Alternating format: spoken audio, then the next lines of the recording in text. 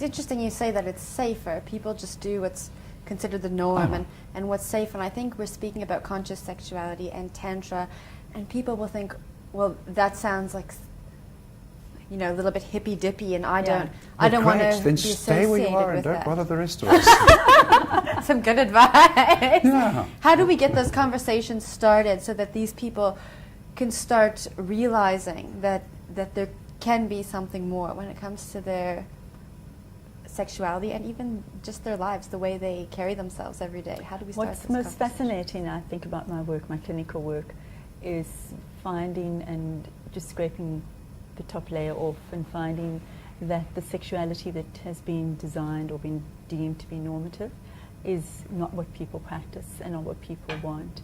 So how do we get people to have those conversations is first taking ownership and knowledge about your own sexuality, even if it doesn't fit into, and it doesn't, into the normal box of what's supposed to be your normal, stereotypical, heteronormative sexuality. And once you can begin doing that and saying, actually, this is what I like, this is the touch I like, this is the person I like, this is what I'm attracted to, this is what I find interesting and fascinating, then there is a much, once you've brought that into consciousness, there is a much greater chance of having sexual satisfaction and, more importantly, relational satisfaction. Wow. Rahasya, did you have something to add? A similar but slightly different perspective. For me, the frustrations and you gather, it's the important thing for me is what gets triggered in your relatings, in your lovemaking. That you're When brave you say trigger, what do you mean? Trigger as in, say I get interested in someone, she's got some strange, mysterious appeal. Sooner or later I'm going to find she evokes, say I've got stuff put away about my feelings about my mama that I haven't addressed. Then she makes some comment, she makes some regard, and I will have that typical reaction of, I'm coming with more emotion, more response, more something than would be proportionate to the situation. That there's a disproportionate content going on. And in my view, this is where I don't really even mind restrictive laws. For me, the more of that evoking of things past, of those emotions, the better. We'd kind of take an Addams Family perversity attitude in Tantra, you know. Oh, it's so good. I found such a lovely person. She triggers me so much. God, I've got my granny, my mama, every time I look at her. Oh, it's going to be so good to be free of that one day. Let me stay in this relating. That is so Let me wonderful get through example it. of this new ACT clinical intervention of acceptance and commitment therapy, of living in, which is a Zen philosophy, of living in the pain and living in the suffering. So you're saying get through it. Enjoy the triggers. Yes. What you're saying is enjoying the suffering, because triggering is really painful. It's triggering, it's sparking off all the emotions and thoughts and urges that have come from your past pain, your past wounds. And you're saying correctly, we've got to live in that suffering. But that doesn't mean your life is about suffering. You don't have to be victimized in that. It just means that you really can sit in that moment and learn through meditation, through Tantra, through mindfulness, how to live with pain and suffering and know that it isn't your whole life, that you can still have a very valued, valuable life. That's been very conscious, and it's very hard for people. But there's a huge movement of, and this is why I'm saying this conference has come at a good time, where there is, from a clinical point of view, there are now wonderful interventions that are scientifically tested that we can begin to bring to this. Because what we're working a lot with, and you're alluding to it all the time, is trauma. This is at the core base of most of our human pain and suffering. So for me as a therapist, my work is around really working with people's past traumas and saying how, we need to look at them, because it has an enormous impact on your sexual functioning as well. So trauma is it. I think people like to hide those traumas away and never bring them out again. And which is what as you're saying, when you get into a relationship with people, that's when those traumas come out. When you're a singleton, when you're living on your own and you're not really engaging with somebody, you don't have a need to engage with your traumas, and so you can live a very unconscious life. And if you are relating to another, those traumas are triggered all the time. And you obviously choose partners, where your wounds are going to get triggered. And the commitment and intensity. People think Tantra, I mean, there is a whole polyamorous community of Tantra in America, and there are various angles of alternative sexuality. But actually, I'm very encouraging of deep one-on-one relationship when there's the urge to that. I think we want to, for following people your own who are urge. listening to us, the moment you bring in alternative relationships, which of course I think are quite fantastic, that we need to have expansiveness in our relationship formats today, I want people to also know that Tantra is very friendly and incredibly useful in their own intimate relationship, even if they've been married for 30 years or 50 years or 5 months.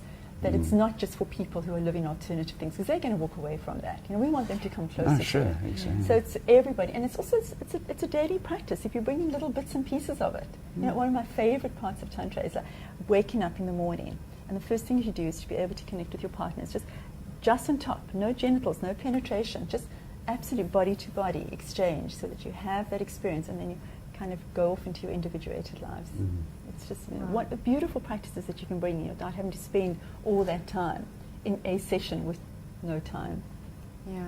Now tell me about the conference. Who can attend? Where is it going to be? And who's going to be speaking? I don't have the list in front of me. I know some things about it. We can put the list in the article below the video. I know it starts on the 9th and 10th in Joburg Right. at the Linda Auditorium from about 10 a.m. and on through quite a full day, quite an intense day, and then the 9th and the 10th. Then the next Wednesday we're in Durban, and I'm not sure of the exact venue, but it's on the consciousevents.coza We'll site. put all that information. Right. Yeah. And then the weekend after that we're here in Cape 15th Town. and 16th we're and in I'm Cape not Town. sure again which venue, but somewhere intimidatingly big for people who anyway. There are some really significant people who are coming. The headliner is Christopher Ryan. Christopher Ryan is a psychologist PhD, and he has written a book called Sex at Dawn, which was an international bestseller, or it was a bestseller in the New York Times. So he's very well known, and he's very highly regarded. He does his work from an evolutionary perspective, and he looks at things which are really important today and relevant, such as, is monogamy still relevant? Why is it people cheat? Why are people that unhappy? How can we have more conscious relationships? What can we do in modern times with an evolutionary nature that's very instinctive in all of us? So his work is really powerful, and people who know anything about Christopher Ryan will want to be there, because this is a once-in-a-lifetime opportunity to be coming and listening to him. And then somebody who's had an enormous impact on my life is Margot Nunt, and that's kind of why I signed up. Yeah, once I heard it, that she was going to be there, just like, I have to be there, just for the privilege of being there. She's 70 odd. She lives in Paris, and when I started my training, which is 21 years ago, Margot Nunt's work was what spoke to me. She's written about sacred sexuality and magic and Tantra, and her work is a seminal work in the world today around Tantra and sacred sexuality. And to have an opportunity to come and hear this incredibly wise woman talk is something people should not miss at all. And then we've got somebody from Canada, I think. We've got somebody from Margot Australia. Nutt, really the queen of Tantra. I mean, she's the doyenne, Yeah, and then we've Margot got the princessa, the you could say, The princesses. heir to the throne, Yeah. Sasha Cobra. Sasha Cobra. Yeah, so we've got really very significant people internationally, and it's an unusual thing to have in South Africa, international speakers, and I really would encourage people to come along to experience an international conference in a non-scientific environment, in a very casual, very loose, very consciously beautiful spaces that we're going to be providing. Sounds like it's going to be incredible. Yeah. Now, Dr. Eve, if anyone would like to get a hold of Yeah. you, how can they do that? Dr. Eve at dreve.co.za, but obviously on my website, which is dreve.co.za. Follow me on Twitter and on Facebook. Rahasya, how can we find you? For me, my site is advaittantra.com. That's ADVAITTANTRA.com. Probably the easiest place to find me. Or Google Tantra South Africa. You turn me up, I'm sure. Yeah. Great. Thank you both for joining me. Thank you for having us.